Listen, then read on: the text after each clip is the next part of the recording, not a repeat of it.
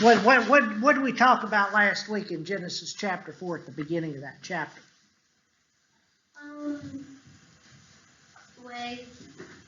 About that Moses reacted.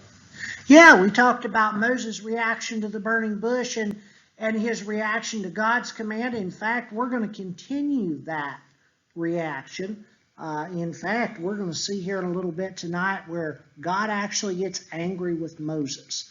So what else did we look at? Were we in Exodus or Genesis? Exodus. Sorry, I might have said Genesis, but we are in the book of Exodus. It's chapter 4, and I believe we left off. We should be picking up here at about verse 10, if my notes are correct on that. So, Peter says, yeah, and this is a lot of our time last week was spent on Moses' reaction, and a lot of our time was spent on what our reaction might be if we were in Moses' position. So any other thoughts that anybody picked up last week that stood out in your mind? Dennis? Yeah, like Moses, Jesus talked to God, Moses to the burning bush, and then he took his staff and turned it into a serpent. That's right, that's right. Moses did over in Median. He was all set. He wants him to do freeing some Egyptians, Israelites. So that's all I can. Yeah. Moses, by all accounts, probably had a good life. He had a wife, he had a family there, he had, he was a shepherd, for his father-in-law. And so they're just, there's that reaction of, he probably didn't want to go back to Egypt. That probably was not someplace he wanted to go. And so he began to make excuses, didn't he, Dennis? And he said, why would they listen to me? And God told him to throw that staff down. It turned into a snake. And then God said, grab it by the tail, which is not something I would do. No, not me. Not grabbing no snake by the tail. I don't even care what kind of snake it was. So anyway, let's go ahead and pick up here in verse 10, and Celia, do you want to read for us? Verse 10 through 13. What chapter? Exodus chapter 4.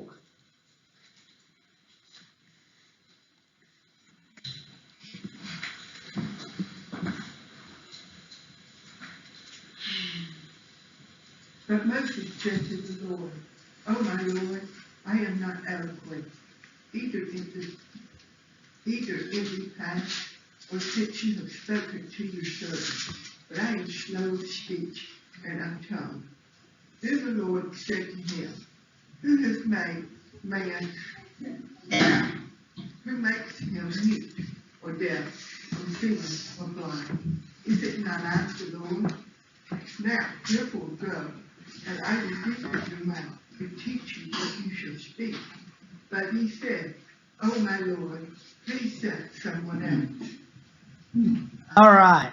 So right here in this very short area, we see again Moses' reaction. Moses is beginning to dig in his heels. If you, okay, Katie, you're a country girl. Did you guys raise calves? Okay. Did you ever try to teach a calf to lead? Those little boogers, I don't know how something that small can be so stout, but they will put their little feet in and they'll brace themselves, and you can pull and you can pull, and getting a calf to go when it don't want to go. That's what I get in my mind when I see Moses' reaction here to God. Moses, God made his staff a snake. He made his hand leprous and made it clean. So those are signs that the children of Israel would listen to him. So that was his first excuse. They're not going to listen. The second excuse here, he says, "Oh, I'm not eloquent. I don't talk real well. And this is not my forte." So what does God say? What's God's reaction to Moses' excuse here? What is it, Peter? What did God say?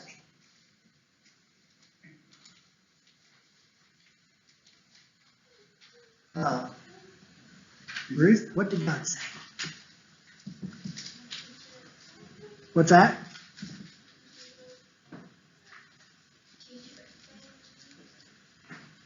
Well, God says he would teach him what to say. Yes, he does say that.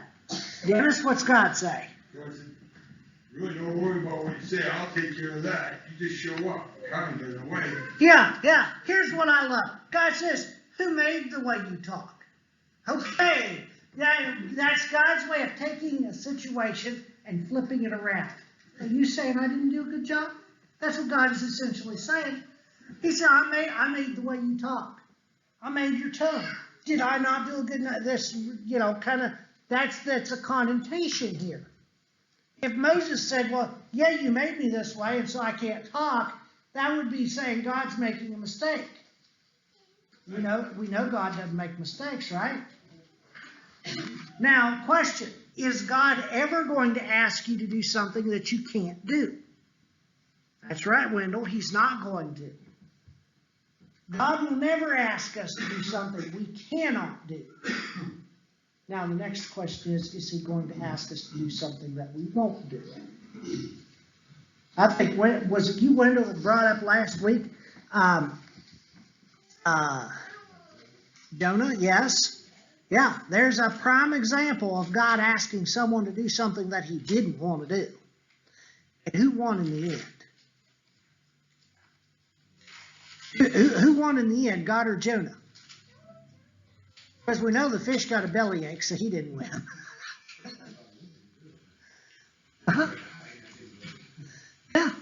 Yeah. God's gonna, if God really wants you to do something, you can bet your bottom dollar, if you was betting, fellas, which we're not, but you could bet your bottom dollar that God's gonna win the end. All right, so let's go back here and any other thoughts before we move into verse 14? Steve, why don't you pick up for us in verse 14? And again, we're going to break this paragraph down, but why don't you read 14 through 17 for us? Then the anger of the Lord was kindled against Moses, and he said, Is there not Aaron, your brother, the Levite? I know that he can speak well. Behold, he is coming out to meet you. And when he sees you, he will be glad in his heart. You shall speak to him and put the words in his mouth. And I will be with your mouth and with his mouth, and will teach you both what to do. He shall speak for you to the people, and he shall be your mouth, and you shall be as God to him. And take in your hand this staff, with which you shall do the signs. All right. Now, kids, is it ever a good thing when Mama gets mad? Oh, wow. I think I actually have a unified answer. No, it is not good when Mama gets mad. So, adults, is it ever good when God gets mad? No. Okay, kids, you think it's bad when Mama gets mad? When God gets mad, things happen. Bad things happen. We're going to see some of that in this book of Exodus as we go down through here. There, one time God gets mad and the earth opens up and people fall into the crevice and the earth closes back up. One time God gets mad and snakes bite people and a whole bunch of them die. So when God gets mad, stuff happens. In this section of this paragraph, verse 14, where Steve started us out at, this gives us a little bit of indication. God is a little bit more than irritated. There's more to this connotation. The anger of the Lord was kindled. That means there's just a little bit of fire. So, how close is Moses to the limit? Cynthia?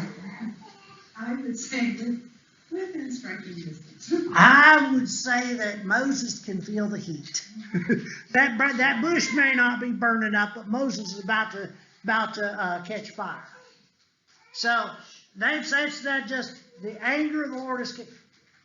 And why is God mad? I think if we get nothing else out of this paragraph, there's a lot of fun stuff in here, but there's, on a serious note, what's the lesson for us?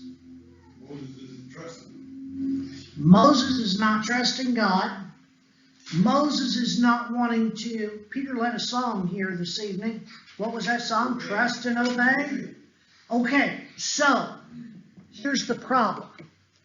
Moses has faith. Moses does not demonstrate trust, and he's lacking in obedience. He knows he's talking to Jehovah God. He knows who's speaking to him. God introduces himself. There's no doubt who he's talking to, but Moses is lacking specifically on the obedience part. So if we get nothing else out of tonight's study, we can take home with us, when we fail to obey God, the anger of the Lord is kindled. And that's putting it mildly. Because when we fail to obey God, we, like Moses, are going to be able to feel the heat. Cynthia, you've got a thought. I can see it. This is maybe a lesson for us. Mm-hmm. We're told that God is long-suffering Absolutely. and wants no one to perish. But we're also told that his patience will run out. And I read the Old Testament with Noah, and 100 years he spent building the ark, and God said, okay. 100 years building the ark and 100 years of preaching. Right. And so God's patience lasted while Noah built the ark. That's right. And here we see that God was patient. Moses, here, let me show you. You can do these things. You can do this thing. I will help you. I will be with you. Mm-hmm. And then we see that God's patience is just about at its end. So you see, God didn't lose his patience with Moses when Moses doubted his own abilities. But after God demonstrates, I'm going to be with you, here's what you're going to do, and they will listen to you. And Moses questions again. That's when God's patience. Because what Moses is doing is he is no longer questioning himself. He makes a statement that I'm not eloquent of speech. But God has already said they're going to listen to him. So who cares if one's eloquent in speech? But God is now the one on the chopping block. Moses is now questioning God indirectly. But that's, if we boiled it all down, that's what's taking place. Moses questioning God. So that's when we've got to watch out. We start questioning God. Dennis? We could be all set up like I'm all set up nice on Front Street now with a washer and dryer and everything. And Jesus would say, Dennis, I need you to go to Romania. Oh, fuck. That's right. Or Ukraine. yeah. And it's not likely that that's going to happen. More likely in a modern day situation, you're going to have your Bible open, Dennis. And you're going to be reading something out of the Bible, and you're going to be like, "What's that say I need to do?" and you're going to be like, "Oh no, Dennis is not doing whatever that is." A lot of times people, that's their reaction to baptism. They read it and they say, "God wants me to what? I don't want to get wet." And and they start that whole baby calf mentality, and they start digging their heels in and bracing for the pull. That's when God's patience runs out. Is when we start digging our heels in. So, let's go ahead and move into the next paragraph. Katie, I think we're back to you. If you want to pick up verse 18, and I'll give you a whole paragraph this time, 18 through 20.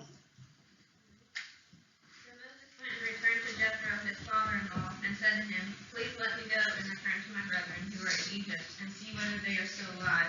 And Jethro said to Moses, go in peace. Now the Lord said to Moses and Midian, go, return to Egypt, for all the men who sought your life are dead. Then Moses took his wife and his sons and set them on their donkeys, and he returned to the land of Egypt. And Moses took the rod of God in his hand. All right. Very simple. There's not much here. But I do find it interesting. Moses is a good son-in-law. He goes to his father-in-law. You know, he said, hey, here's what I need to do. Asking his permission. Always a good idea to ask permission before you drag your wife off somewhere. It's always good to clear that with her side of the family. So there, again, I don't really see a lot in here that's applicable for today.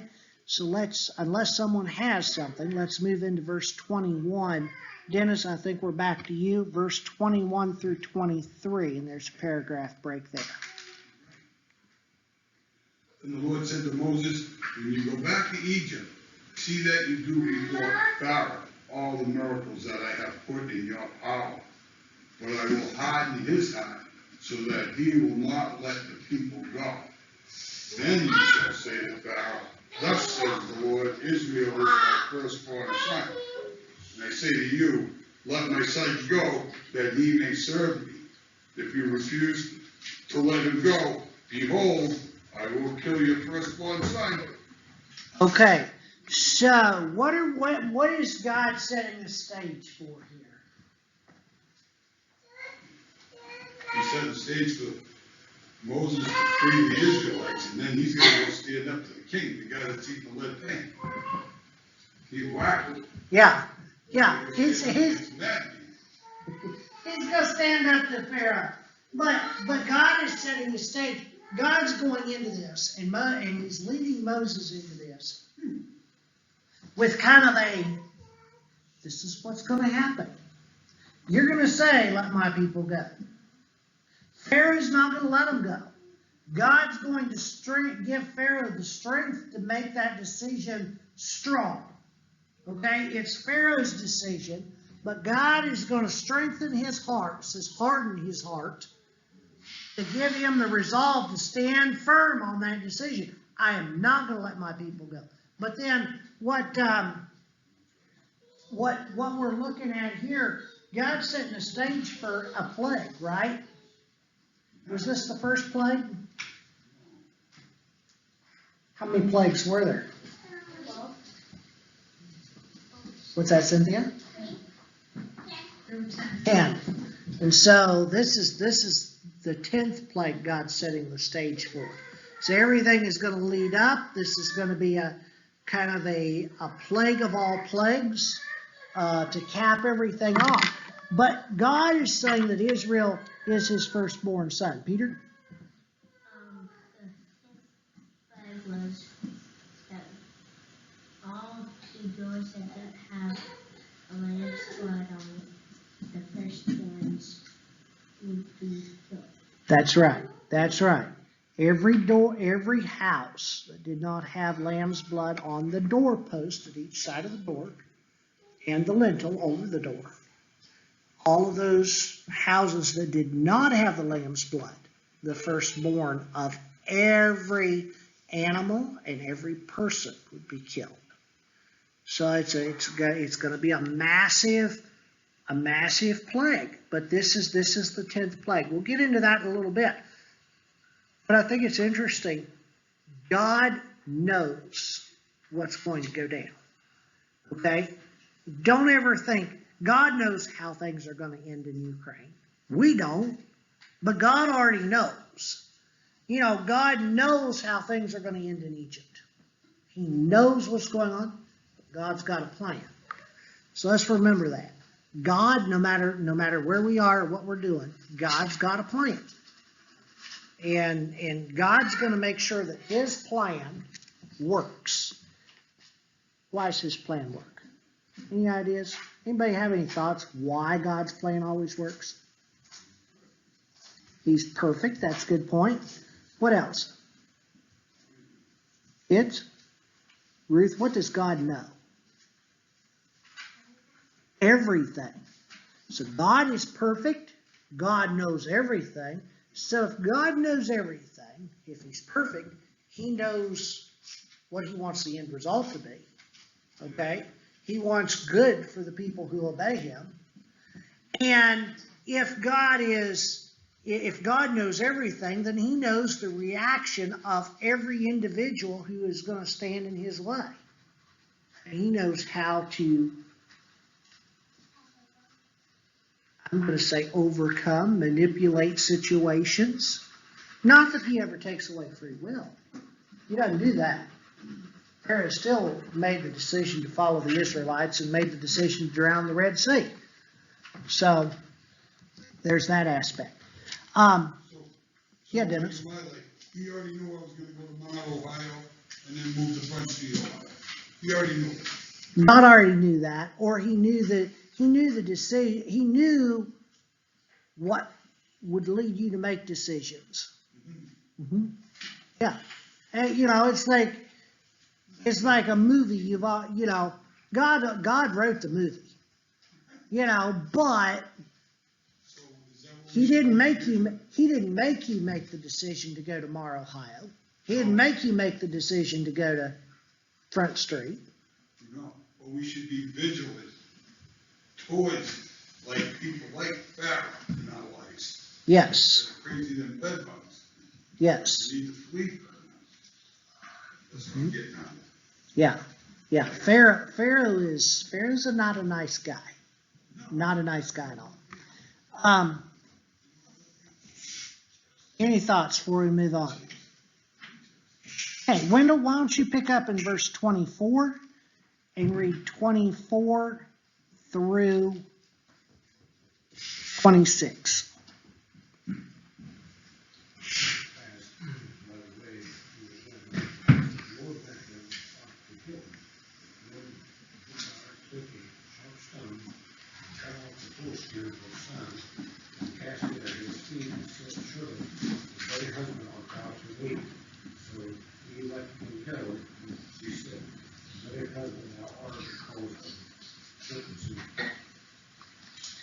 All right, we've got a little domestic dispute here in this paragraph. So they're traveling back to Egypt, and they are. It says at a certain lodging place or a certain location, they've decided to spend the night or whatever. And it says the Lord met him and sought to put him to death. So who did God meet? Steve, who did God meet?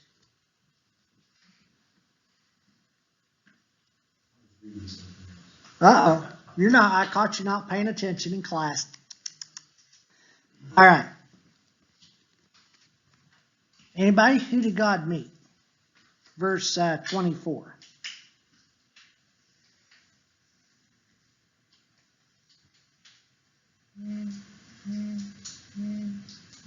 Because it's a little bit obscure here as to who God actually met.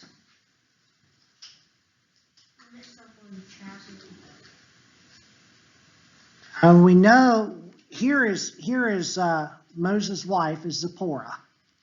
Okay? So Zipporah is involved.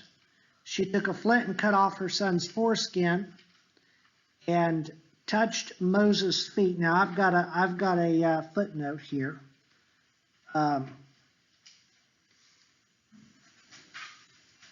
That it might read his feet. So this leads me to believe that I don't know if God's seeking Moses' life. That seems to be what it is.